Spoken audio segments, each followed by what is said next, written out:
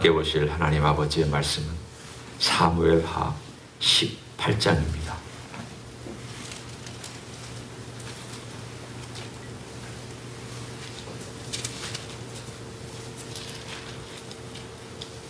사무엘하 18장 1절부터 15절까지의 말씀을 읽고 말씀 나눕니다. 이에 다윗이 그와 함께한 백성을 찾아가서 천부장과 백부장을 그들 위에 세우고 다윗이 그의 백성을 내보낼새 3분의 1은 요압의 휘하에 3분의 1은 수루야의 아들 요압의 동생 아비새의 휘하에 넘기고 3분의 1은 가드 사람 이때의 휘하에 넘기고 왕이 백성에게 이르되 나도 반드시 너희와 함께 나가리라 하니 백성들이 이르되 왕은 나가지 마소서 우리가 도망할지라도 그들은 우리에게 마음을 쓰지 아니할 터이요 우리가 절반이나 죽을지라도 우리에게 마음을 쓰지 아니할 터이라. 왕은 우리 만명보다 중하시니 왕은 성읍에 계시다가 우리를 도우심이 좋으니이다 하니라. 왕이 그들에게 이르되 너희가 좋게 여기는 대로 내가 행하리라 하고 문 곁에 왕이 섬에 모든 백성이 100명씩 1000명씩 대를 치어 나가는지라. 왕이 요압과 아비새와 이때에게 명령하여 이르되 나를 위하여 젊은 압살롬을 너그러이 대우하라 하니 왕이 압살롬을 위하여 모든 군 지휘관에게 명령할 때에 백성들이 다 들으니라. 이에 백성이 이스라엘을 치러 들로 나가서 에브라임 수풀에서 싸우더니 거기서 이스라엘 백성이 다윗의 부하들에게 패하매 그날 그곳에서 전사자가 많아 2만 명에 이르렀고 그 땅에서 사면으로 퍼져 싸웠으므로 그날의 수풀에서 죽은 자가 칼에 죽은 자보다 많았더라. 압살롬이 다윗의 부하들과 마주치니라. 압살롬이 노새를 탔는데 그 노새가 큰 상수리 나무 번성한 가지 아래로 지날 때에 압살롬의 머리가 그 상수리 나무에 걸림에 그가 공중과 그 땅 사이에 달리고 그가 탔던 노새는 그 아래로 빠져나간지라. 한 사람이 보고 요압에게 알려 이르되 내가 보니 압살롬이 상수리 나무에 달렸더이다 하니 요압이 그 알린 사람에게 이르되 네가 보고 어찌하여 당장에 쳐서 땅에 떨어뜨리지 아니하였느냐. 내가 네게 은 10개와 띠 하나를 주었으리라 하는지라. 그 사람이 요압에게 대답하되 내가 내 손으로 은 1000개를 받는다 할지라도 나는 왕의 아들에게 손을 대지 아니하겠나이다. 우리가 들었거니와 왕이 당신과 아비새와 이때에게 명령하여 이르시기를 삼가 누구든지 젊은 압살롬을 해하지 말라 하셨나이다. 아무 일도 왕 앞에는 숨길 수 없나니 내가 만일 거역하여 그의 생명을 해하였더라면 당신도 나를 대적하였으리이다 하니 요압이 이르되 나는 너와 같이 지체할 수 없다 하고 손에 작은 창셋을 가지고 가서 상수리 나무 가운데서 아직 살아있는 압살롬의 심장을 찌르니 요압의 무기를 든 청년 10명이 압살롬을 에워싸고 쳐 죽이니라. 아멘. 오늘의 이야기를 보면 참 한편으로는 가슴 아프고 또 한편으로는 그렇게 될 수밖에 없는 한 이야기를 또 우리가 읽습니다. 오늘의 등장인물들이 여러 명 나오죠. 압살롬이 나오고 요압이 나오고 또 그 소식을 들은 우리가 읽지 아니한 부분 다윗이 등장을 합니다. 이 세 사람의 등장인물마다 각각 다른 모습들로 이 사건 속에서 자기들이 역할을 하고 있습니다. 이것이 만약에 한 비극의 장면이라고 따진다면 사실은 다 비극의 주인공들입니다. 아직 비극의 주인공이 안 된 사람도 있고 또 비극의 주인공이 된 사람도 있고 그 과정 가운데 슬퍼하는 또 살아있지만 비극의 주인공이 된 사람도 있고 다 각각 한편으로는 그 시각에서 보면 비극적인 이야기들입니다. 어떻게 해서 이런 비극이 되었는가? 우리는 그 출발을 압니다. 물론 다윗이라고 하는 한 인생이 하나님 아버지 앞에서 어떻게 성적인 폭력과 살인죄를 저지르고 그것을 숨기려고 하고 그래서 결국은 하나님께서 하나님의 저주를 받아서 이런 결과가 오게 되었습니다. 그렇지만 이 악이라는 것이 우리는 지금 이 모든 과정 속에서 성경은 이것을 이렇게 말씀하셨고 하나님께서 이렇게 알려주셨구나. 그래서 우리가 하는 거지 그 원인과 결과를 우리는 사실은 정확하게 꿰뚫을 수가 없습니다. 지금 일어나고 있는 원인과 결과를 여러분이 어떻게 아십니까? 우리가 어떤 사건이나 또는 내 주변에 일어나는 일들, 내가 짐작하다, 이것은 나의 죄야, 이건 내가 실패한 것으로 인해서 내 뿌린 씨앗의 열매야 라고 얘기할 수 있는 것도 있습니다. 하지만 정확하게 원인과 결과를 하나님 외에는 알지를 못합니다. 성경이 왜 우리에게 그것을 얘기해 주고 있습니까? 하나님께서 말씀해 주고 계시는 이 정확한 이야기를 듣고 우리가 어떻게 하나님 아버지 앞에서 살아가야 되는지에 대하여 너희는 보고 듣고 배우라는 겁니다. 왜냐하면 그 모든 이야기 속에는 하나님께서 알려주시는 각각의 인물들을 통하여 하나님의 메시지가 숨겨져 있기 때문입니다. 첫 번째, 압살롬을 봅니다. 압살롬이라고 하는 인생은 우리가 잘 알지만 너무 출중한 사람입니다. 다 갖췄습니다. 얼굴이면 얼굴, 머리에 가지고 있는 그 아름다움이면 아름다움, 풍채면 풍채, 지식이면 지식, 또는 그가 느낄 수 있는 정서적인 것. 아마 이스라엘 민족 가운데서 최고의 넘버원 남자를 뽑으라고 한다면 이구동성으로 압살롬, 압살롬, 압살롬, 그렇게 아마 외쳤을 사람이 또 그렇게 외쳤고, 그 대상이 압살롬입니다. 그런데 오늘 그가 어떻게 죽어가는지를 여러분이 읽었습니다. 그의 머리채가 상수이 나무의 그 복잡한 나무까지 얽혀서 대롱대롱 매달렸다가 결국 죽임을 당합니다. 묘하지 않아요? 자기 자랑거리, 그 얼굴은 자기 자랑거리였습니다. 잘생긴 얼굴, 그의 머리카락, 다 그의 자랑거리였습니다. 그의 자랑거리가 그에게 죽음의 올무가 되었습니다. 하나님 없이 살아가는 사람, 정말 압살롬은 하나님이 없이 살아간 사람입니다. 우리는 압살롬의 행위나 말에서 가식적인 하나님을 찾고는 있지만 하나님의 흔적을 전혀 찾을 수가 없는 사람입니다. 하나님은 없는데 다 가졌습니다. 하나님을 경외하지 않는데 인간이 가질 수 있는 다 가졌습니다. 그럼 그 사람이 어떻게 되겠습니까? 그 사람이 가진 것 중에 최고를 통하여 그 사람은 저주를 받습니다. 그 사람의 머리 때문에 그 사람은 결국은 이런 결과를 가져오죠. 다윗의 악으로부터 출발한 이 악은 결국은 다윗만이 책임이 있는 게 아니라 그 과정 속에서 그 악이 흘러가고 진행되고 있을 때 그 악을 선택해버린 각각의 또 다른 주인공들도 책임이 있습니다. 이걸 압살롬이 얘기하기를 나는 책임이 없다라고 얘기할 수 있겠습니까? 우리 아버지 때문에 그런 거다라고 얘기할 수 있겠습니까? 그렇지 않습니다. 이 모든 흘러가는 것들은 한 사람에게서 흘러가지만 또 다른 파생을 낳고 그 파생된 가운데서 또 자기가 그걸 더하고 이런 모든 과정 속에서 우리가 알 수 없는 이러한 비극적인 이야기들로 한 사람의 인생이 끝나버리고 맙니다. 압살롬은 다 가졌지만 하나님이 어떤 인생의 모습을 보여주는 대목입니다. 요압이 있습니다. 요압은 다윗께 충성한 사람입니다. 그런데 오늘 여러분 이 요압이라는 사람을 읽으면 요압은 다윗이 아무리 부탁하고 명령해도 자기의 생각하고 다르면 단칼로 자르는 사람입니다. 하나님과의 관계도 그렇습니다.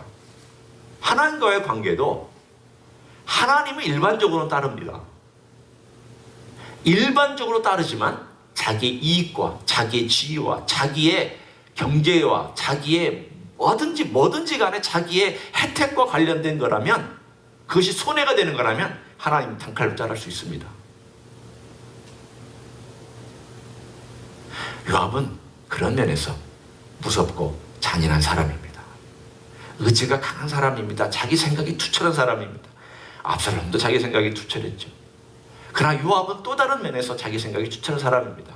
그 사람은 일반적으로 신앙인이란 테두리는 있지만 궁극적으로 자기 이익과 관련되어 있을 때에는 하나님보다 자기 이익을 선택하는데 빠른 사람입니다. 결국 이 사람도 어떻게 죽습니까? 나중에 솔로몬에 의해서 비참하게 죽임을 당합니다. 세 번째 주인공은 다윗입니다. 오늘 다윗은 이 모든 일련의 과정 속에서 자기가 부린 씨앗 때문에 끌려가고 있는 그런 인상을 우리는 분명히 봅니다. 반역이기 때문에 어쩔 수 없이 전쟁을 해야 됩니다. 그러나 이 전쟁을 하면서도 사람들을 불러다가 내 아들을 좀 살려달라, 너그럽게 대달라, 그만은 죽이지 말아달라. 얼마나 무기력한 왕의 부탁입니까? 과거에 전쟁을 휘젓던 다윗의 그 용맹함은 사라졌고 이제는 부탁하는 입장에서, 명령하는 것 같지만 부탁하는 입장이 되었습니다. 일들이 하나님의 도움에 의해서 그가 전쟁에 이겨서 결국은 압살롬이 죽고 요압이 이기고 그가 다시 왕위에 복귀했습니다. 하지만 그가 압살롬의 죽음의 소식을 듣고는 저기 한쪽 외딴 곳에 가서 압살롬 하면서 울면서 너 대신 내가 죽어야 되는데, 너 대신 내가 죽어야 되는데 어떻게 이렇게 됐느냐, 젊은 네가 죽고 늙은 나는 살고 어떻게 이렇게 되느냐 하고 그가 울면서 하나님께 기도하고 있는 면을 우리는 뒤에 가서 볼 수 있습니다. 오늘 이 이야기를 보면 다윗은 어떤 사람입니까? 다윗은 결국 이 자기의 손을 벗어나 있는 이 악의 비극, 자기가 어떻게 할 수 없는 이 비극적인 사건이 막 흘러가고 있을 때에 자기가 뿌리는 것 때문에 일어나고 있는 그 모습을 보면서 얼마나 가슴이 아팠을까? 다윗의 지금 마음을 우리가 한번 짐작해 봅니다. 첫째는 자기로부터 출발된 이 악의 시작과 파생되는 것과 이 열매들 때문에 그는 너무 마음에 죄책감과 힘들어하고 있습니다. 내 문제지, 내가 이랬지, 나 때문에 아들이 죽었지. 두 번째는 그러면 그 과정 가운데서 내가 왜 압살롬을 그렇게 키웠지?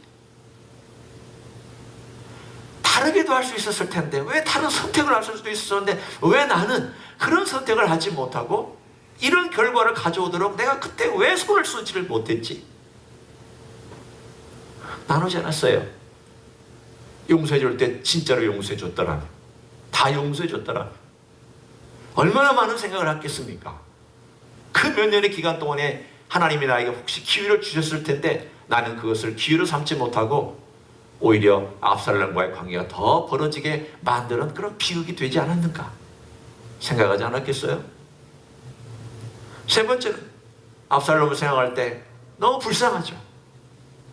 한 젊은 인생이, 똑똑한 인생이 그렇게 그런 선택을 하고 죽었다는 것 때문에 너무나 마음이 아프고, 그것이 자기 아들이라는 것 때문에, 그리고 그 아들이 자기의 등에 칼을 꽂으려고 하는 것 때문에 그의 마음은 너무 복잡합니다. 또 이 전쟁을 통하여서 치르지 않아도 될 전쟁을, 일종의 내란이잖아요. 반역자를 처단한 내란이 일어났잖아. 일어나지 않아도 될 전쟁으로 인해서 2만 명이 죽고, 이런 전쟁을 치르게 된 것에 대한 그 마음의 아픔, 한 사람의 인생으로서 이 순간에 그가 밧세바로 인하여서 고통스럽게, 그때는 죄악 때문에 아파했지만 지금은 이 죄악의 결과 때문에 아파하고 있는 다윗, 한번 보십시오. 인생이 얼마나 비참하고 인생이 얼마나 힘들게 지금 이 과정 속에서 다윗을 짓누르고 있습니다. 그러나 다윗이 만약에 그렇게만 살았다면 다윗은 진짜 다윗이 되지 못했을 겁니다. 우리가 찬송했지만 그가 그 마지막 순간에 밧세바와의 사건 때문에 그가 죄를 고백할 때도 마지막 순간에 자기 아들이 죽고 전쟁에서 이 비극적인 사건이 일어나는 그 마지막 순간에 그 모든 것이 무너져 내려서 그냥 땅에 가라앉아 있는 그 마지막 순간에도 그가 붙들고 있는 딱 한 가지는 하나님의 은혜입니다. 자, 우리가 한번 86편을 보면, 시편 86편을 보면 다윗의 심정이 이랬을 것이다 라고 우리가 짐작해 볼 수 있는 몇 가지 표현들이 있습니다. 정확하게 이것이 압살롬의 사건이라고 나와 있지는 않지만, 그러나 다윗의 심정을 이해하는 데는 도움이 될 것입니다. 86편 7절부터 제가 읽습니다. 다윗이 어떤 마음이었을까 한번 곰곰이 생각해 보십시오. 이 사건일 수도 있고 아닐 수도 있습니다. 7절입니다. 나의 환난 날에 내가 주께 부르짖으리니 주께서 내게 응답하시리이다.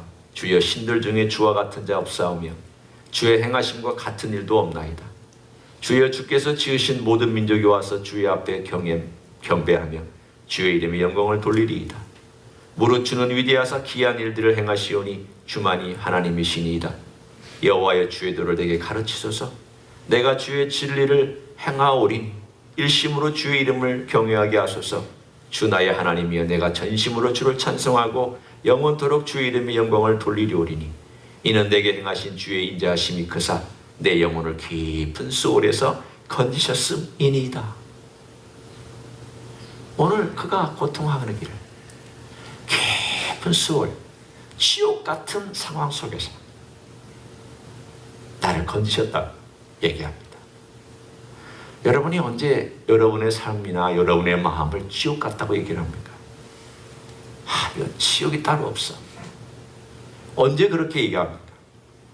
아무런 소망도 없고 모든 자기의 죄짐은 눌려있고, 죄짐이 아니더라도 죄책감 때문에 눌려있고, 마음이 너무 힘들고 어려울 때 정말 마음이 너무 지옥 같다, 너무 힘들다, 이런 표현을 쓸 수 있습니다.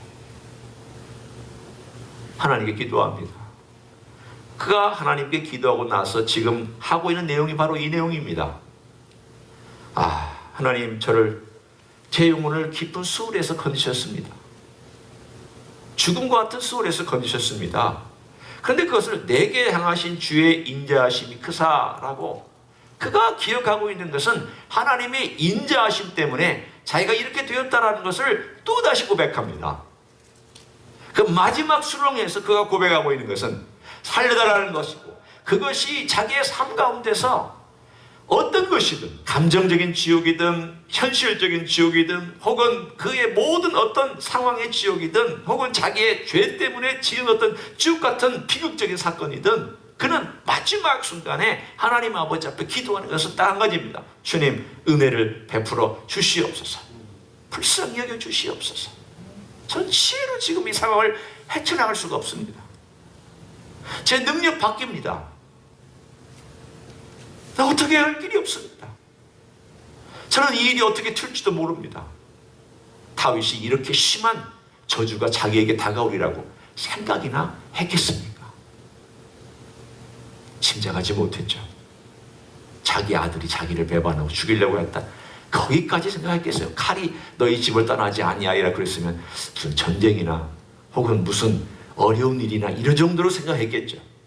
이렇게까지 심각하게 이런 저주가 이루어질 것이라고는 상상도 하지 못했을 겁니다. 그러나 그 순간에도 그는 하나님 인자하심 때문에 저를 기이하게 인도해 주셨습니다. 제가 이걸 통해서 또 배웁니다. 그렇게 얘기하잖아요. 제가 저에게 주의 도를 가르쳐 달라고. 이 어려운 환경 속에서, 이 고통 속에서 주님의 도를 제가 배우고 또 이것을 전하고 이것을 하나님의 은혜라고 얘기할 수 있게 해달라고, 그의 얘기하고 있는 내용을 오늘 여기에서 우리는 읽을 수 있습니다. 시편 86편의 달을 제가 읽지는 않지만 여러분이 나중에 시간이 되시면 이 이야기와 관련해서 시편 86편을 한번 쭉 살펴보시면 다윗이 한 이야기는 늘 주님의 은혜 쪽에 초점을 맞추고 주님 앞에 살아가고 있구나. 제가 한 구절만 참고로 가장 중요한 구절이기 때문에 15절을 읽어드립니다. 그러나 주여, 주는 긍휼히 여기시며 은혜를 베푸시며 노하기를 더디하시며 인자와 진실이 풍성하신 하나님이시오니. 라고 되게 있어요. 이 시온이 내게로 돌이키사 내게 은혜를 베푸소서. 이 말은 무슨 뜻입니까? 내게로 돌이켜달라는 것은 뭘 의미하고 있습니까? 하나님께서 자기를 외면한 것처럼 느끼고 있는 이 상황이잖아요. 하나님의 심판 때문에 하나님이 진노하고 있는 그 느낌을 받으면서 하나님 불쌍히 여겨달라고, 하나님 저에게 돌아와 달라고, 이 상황을 좀 회복시켜달라고, 이거 어떻게 하면 좋을지 모르겠다고. 그는 마지막 순간에 하나님께 기도하고 있습니다. 우리에게로 돌아옵니다. 어떤 일들은 우리의 손이 아무리 해결하려고 해도 해결이 안 되는 일들이 있습니다. 제가 노력하지 말라는 뜻이 아닙니다. 우리는 노력해야 됩니다. 우리는 애써야 됩니다. 최소 다해야 됩니다. 그러나 내가 애쓰고 노력해도 우리의 지혜의 한계와 내 방법과 우리의 모든 한계와 인간이라는 또 한계 때문에 안 되는 일도 있습니다. 어떻게 해야 됩니까? 하나님께 자꾸 은혜를 구해야 됩니다. 우리가 왜 기도하는가 하면 내가 해결할 수 있는 일이 없기 때문에도 은혜를 구해야 하고, 출발 자체가 하나님의 은혜로 시작해야 내가 무슨 일을 할 때에도 하나님의 은혜의 그것에 힘에 의해서 내 지혜가 올바른 방향으로 갈 것이고 내가 선택하는 것이 올바른 방향으로 가기 때문입니다. 출발도 하나님의 은혜로 해야 되고, 위기의 순간에도 우리가 마지막 보루는 하나님의 은혜밖에 없기 때문에 하나님의 은혜에 구해야 되고 거기에 호소해야 됩니다. 주의 자비와 긍휼과 은혜가 무궁하시고 주님은 진노하기를 더디하시고 주의 인자하심은 풍성하심으로 주께서 사랑하시는 자에게 은혜 베풀기를 기뻐하시지 않습니까? 이게 우리의 마지막 보루예요. 우리의 마지막 보루는 세상의 인간도 아니고 내 지혜도 아니고 내 힘도 아니고 내 재산도 아니고 내 돈도 아니고 내 경험도 아니고 아무것도 아닙니다. 우리 주 예수 그리스도의 그 은혜와 아버지 하나님의 사랑에 우리가 호소할 때 주께서 주님의 길을 우리에게 가르쳐 주시고 인도하사 아름다운 결론을 그리고 결과를 맞이하게 만들어 주실 줄로 믿습니다. 그런 생애 되시기를 예수님의 이름으로 간절히 축원합니다. 기도하겠습니다. 하나님 아버지, 하나님 없이 살았던 압살롬, 하나님을 모시고 사는 것 같지만 자기 이익과 관련되어 있을 때는 하나님보다 이익을 선택한 요압, 모든 것 앞에서 하나님을 끝까지 붙들고 살았던 다윗. 아버지 하나님, 우리 인생에 이 세 사람의 모습이 번갈아 가면서 나타날 때가 있습니다. 그러나 주여, 우리는 다윗처럼 어떤 순간에도 은혜 앞에 무릎 꿇을 수 있기를 원합니다. 주님의 얼굴을 구하며 겸손히 주님 무릎 꿇기를 원합니다. 지금 이 상황이 나의 힘이나 나의 지혜로는 역부족이라 할지라도 우리 주님의 은혜와 주님의 지혜와 주님의 도움을 간절히 구하며 주님의 인도하심을 따라 걸어가는 하나님의 종들이 되게 하여 주시옵소서. 이제는 우리 구주 예수 그리스도의 은혜와 하나님 아버지의 극진하신 사랑과 성령 하나님 교통하심의 역사가 우리 주님의 은혜와 아버지의 사랑, 성령님의 도우심, 오늘도 구하며 그 가운데 살아가기를 소원하는 가정에서 예배드리는 종들 위에와 이 자리에 참여한 종들 위에와 주임지 희스교회 위에와 이민교회들과 한국교회들과 선교사님들 위에 이제로부터 영원히 함께 하실지어다. 아멘.